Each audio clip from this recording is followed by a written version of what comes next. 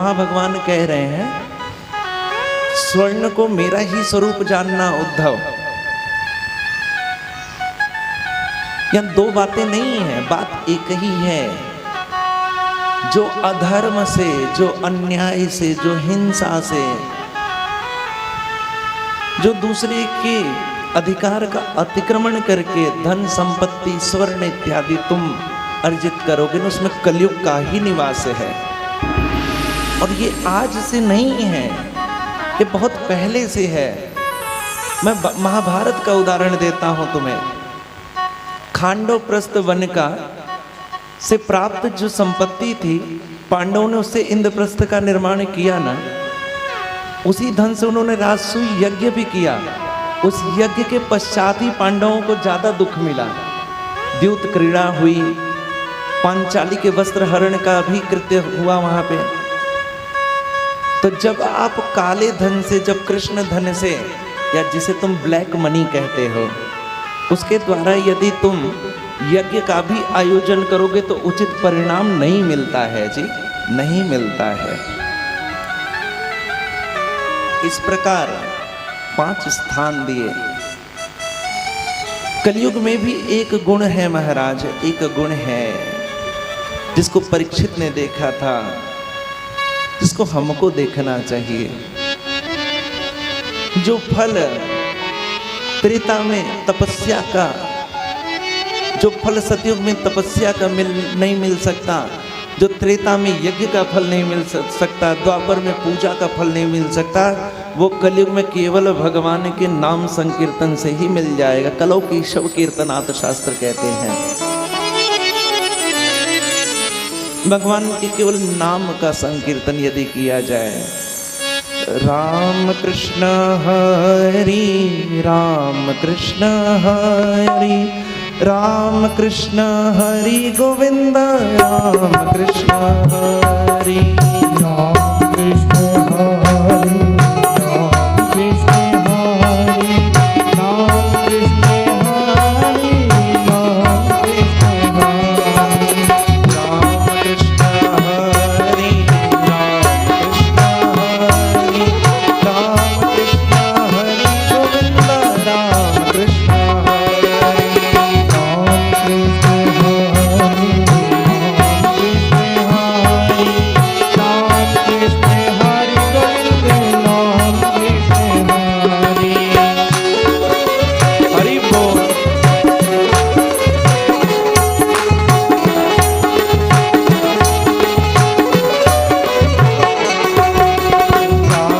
कृष्ण हरि राम कृष्ण हरि राम कृष्ण हरि गोविंद राम कृष्ण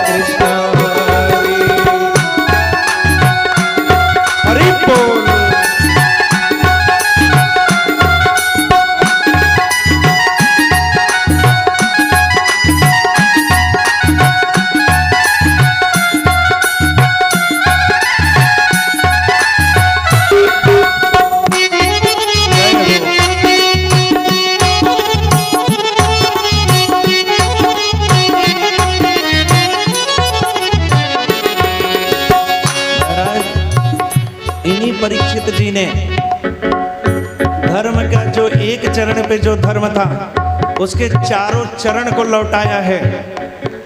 सत्य, दया, शौच और तप, ये चारों चरण से युक्त कलयुग में धर्म हो गया।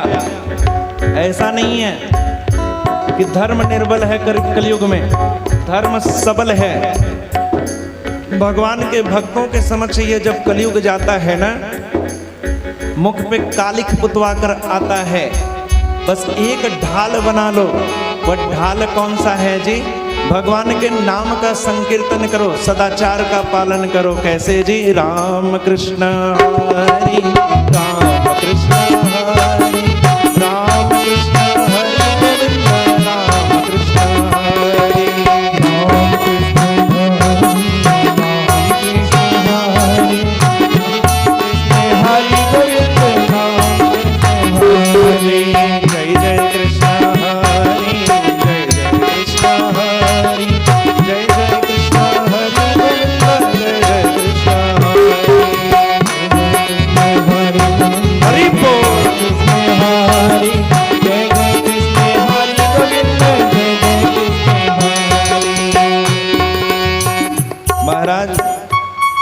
ऐसे परीक्षित जी जब दिग्विजय से लौटे ना, कुछ दिन बीता है, जय हो, कुछ दिन बीत गया।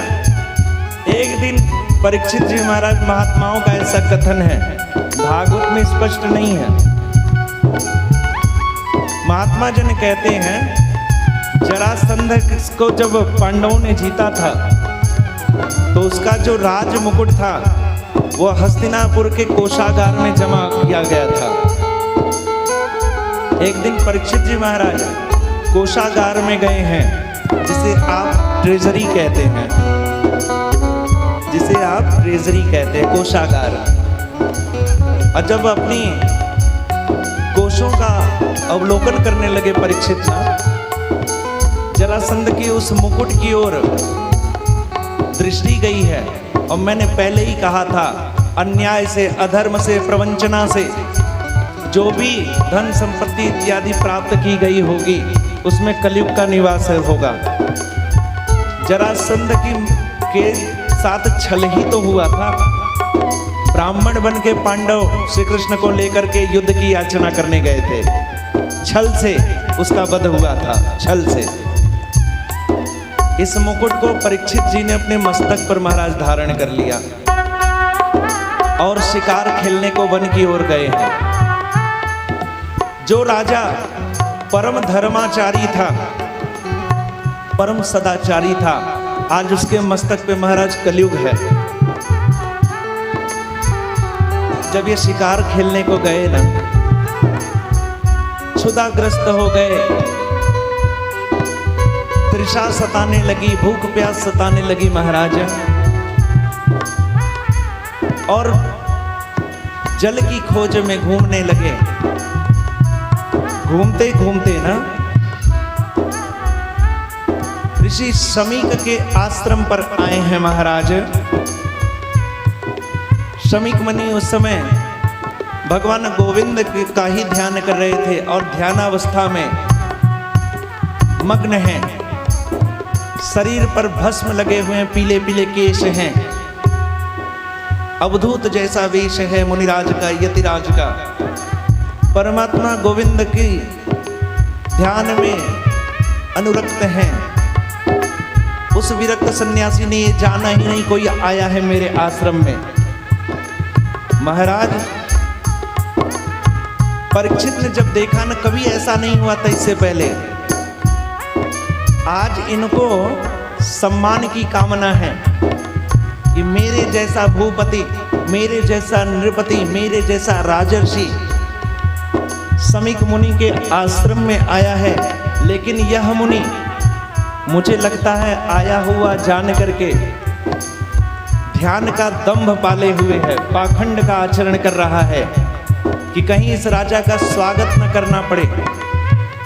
यह आडंबर कर रहा है ध्यानी होने का, ध्याननिष्ठ होने का।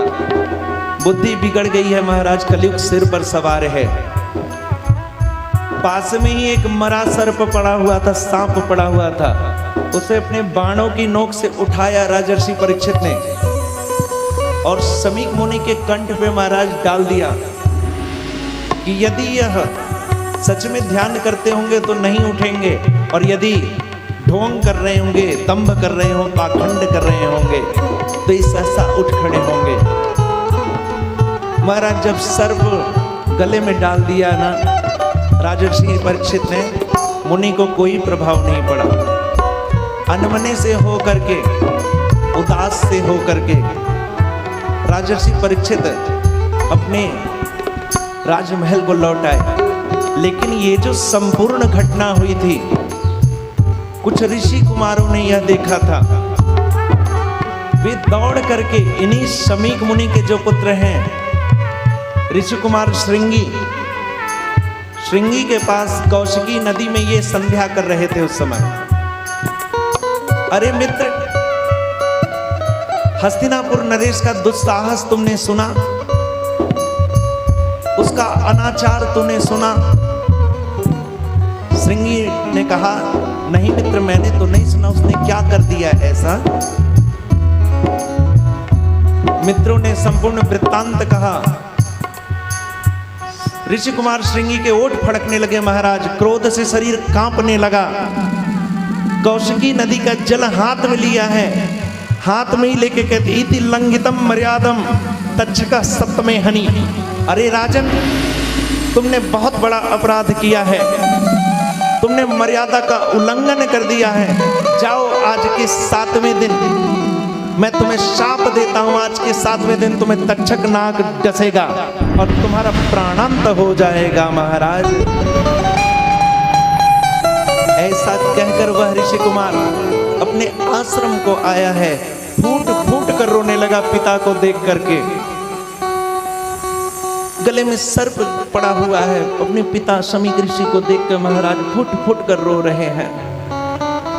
ऋषि का ध्यान टूटा है, नेत्र खुले हैं महाराज। अरे पुत्र, तू क्यों रो रहा है? अपनी असमर्थता जताई है। पिताजी, मैं कुछ कर नहीं पाया, राजा ने अपनी मर्यादा का उल्लंघन कर दिया। संपूर्ण वृत्तांत बताया है। लेकिन धन्य हो शमीक ऋषि, पर उपकार वचन मन काया, पर उपकार संत सहज स्वभाव खतराया।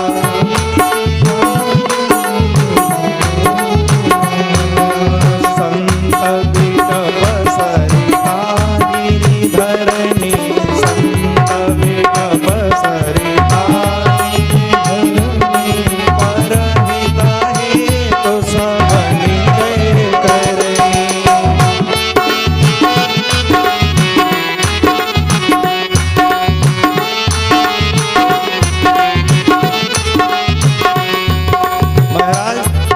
सज्जनों का स्वभाव है पर उपकार वचन मन काया।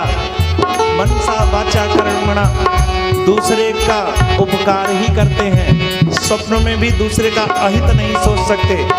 शमीक ऋषि ने बहुत डांटा है अपने पुत्र को, शमीक ऋषि ने बहुत डांटा है अपने पुत्र को। पुत्र, तुमने ये क्या कर दिया?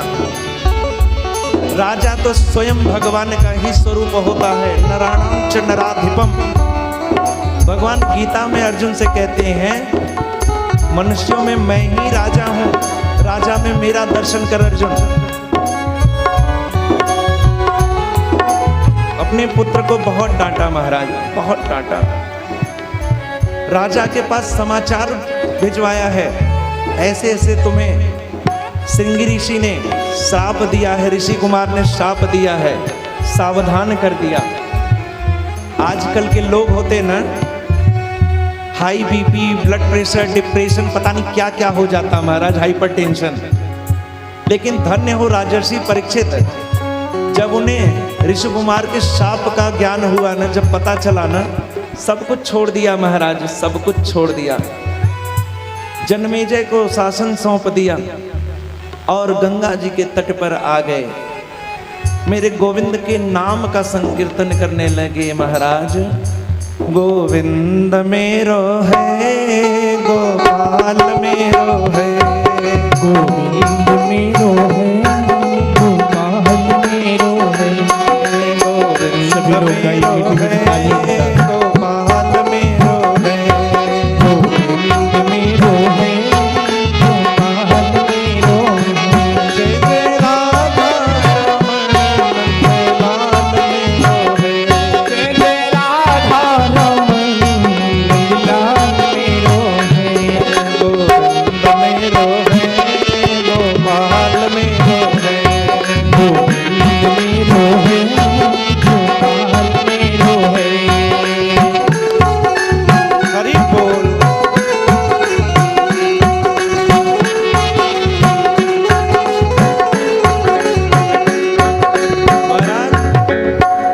परीक्षित संपूर्ण माया मोह सबका त्याग करके गंगा जी के तट पर उत्तर मुख होकर बैठ गए, पूर्वाग्र कुश पर। जब सभी ऋषि मुनियों ने सुना ना, राजर्षि परीक्षित को शाप लगा है, धौम्य, व्यास, परशुराम, पराशर इत्यादि बड़े बूढ़े जितने थे, अगस्त्य इत्यादि, पैल इत्यादि सब आए हैं। भगवान का अद्भुत भक्त परीक्षित क्या करना चाहता है। 7वें दिन इसकी मृत्यु होनी है। सब लोग आए, राजा ने सबका सत्कार किया, सबसे केवल 2 ही बात पूछी है। सर्वथा मरणासन्न को क्या करना चाहिए मुनिंद्रगण, और जीव को सब समय में क्या करना चाहिए, जिसकी मृत्यु समीप उसको क्या करना चाहिए।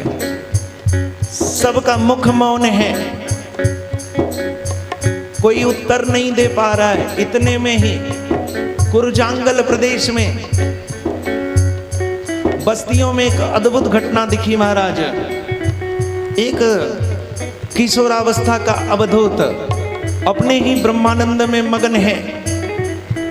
पंकज लोचन घुंघराली लटे महाराज, सांवला सा शरीर है। ये कोई और नहीं, सुखदेव जी का प्राकट्य हुआ है।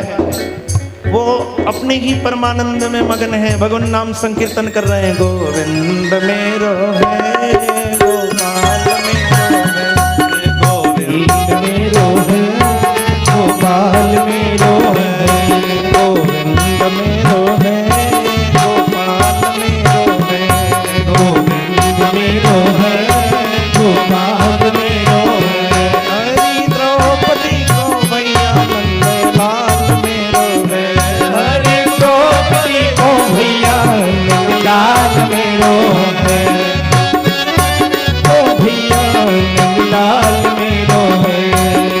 महाराज जब इन 16 वर्ष के किशोर को स्त्रियां देखी हैं, मतवाली सी हो गई, रूप आसक्ति में डूब रही हैं।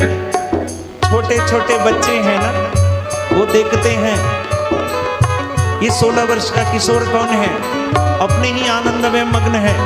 उन्हें क्या पता, ये तो गोविंद का दर्शन करते हुए मग्न हो रहे हैं। सब चारों तरफ जैसे पुष्प के चारों ओर भ्रमर गुंजारमान करते हैं, वैसे छोटे छोटे बालक इन अवधूत भगवान सुखदेव के चारों ओर इर्द गिर्द महाराज मंडरा रहे हैं। सुखदेव जी महाराज चलते हुए जहां परीक्षित विराजमान हैं, जहां चारों ओर से बड़े बड़े बूढ़े बूढ़े बाबा लोग, मुनि लोग, यतीश्वर लोग, ब्रह्मचारी लोग, ब्रह्मज्ञानी लोग परीक्षित को घेर कर बैठे, उस सभा के मध्य में सुखदेव जी का आगमन हुआ है। गोविंद मेरो है, गोपाल मेरो है, गोविंद मेरो है, गोपाल मेरो है, माधव मेरो है, मुकुंद मेरो है, माधव मेरो है, मुकुंद मेरो है। कृपा के बिहारी नंदलाल मेरो है, कृपा के बिहारी नंदलाल मेरो है, गोविंद मेरो है, गोपाल मेरो है। जय हो महाराज। जब सुखदेव जी चलने लगे ना, जब सभा के मध्य आए हैं गंगा जी के घाट पर, जितने बड़े बूढ़े ऋषिगण थे, यतीश्वर थे, मुनिराज थे, सब खड़े हो गए। छोटे बच्चे जो अभी तालियां पीट करके हंसी उड़ा रहे थे इन अवधूत भगवान सुखदेव का, उन्होंने देखा अरे यह तो कोई अद्भुत ही बाबा है 16 वर्ष का, जिसको देख करके इसके सम्मान में बड़े बूढ़े जो यतीश्वर हैं, जिनकी आयु हजारों हजारों वर्ष हैं, वो सब खड़े होकर के जिस समाज में जिसको सम्मान दे